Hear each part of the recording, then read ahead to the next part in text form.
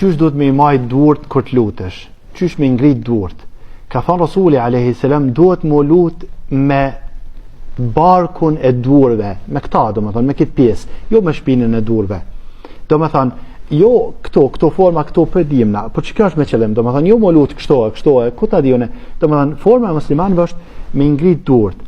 Qysh me ngrit durt? Mas pari, gishtat jo kështu, po ja afron gishtat. Kjo është e para. Tani, ose i man durt kështu, ose i bashkan. Dyjat janë lejuar me lejen e Allahut azza wa jall. Domethënë, ose kështu, ose i bashkan. Cilën do që e ban? Edhe i ngrit durt kështu. Edhe këshyr në durt e tua. Ka të lutesh, i shikon durt e tua këtu, edhe lutesh. Po në qofë se i ngrit durt, që shka ndodhë me Rasulin a.s. që kur ka pas vështërsit mëdhaja, i ka ngrit durt nda, sa që me një rast i ka ngrit Rasuli a.s. durt deri kështu. Të më thanë, edhe në qofë se ndodhë kjo, në vështërsit e tua, Allah ta letësoft e një moft, ama gjendja normale është ngritja e durve kështu, ose kështu.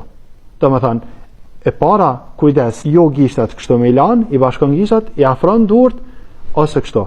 Ajo që ka preferohet në ashta me lejen e Allahut azza wa jalla është që shpina e durve me kanë drejtim kibles. Ka thonë Muhamedi alayhi salam, Allahu azza wa jalla turprohet për robët tina në qoftë se i ngrit durt me lut Allahun azza wa jalla me kthy durt that. Kështu që lutni Allahun subhanahu wa taala, Allahu azza wa jalla u pranoj duat.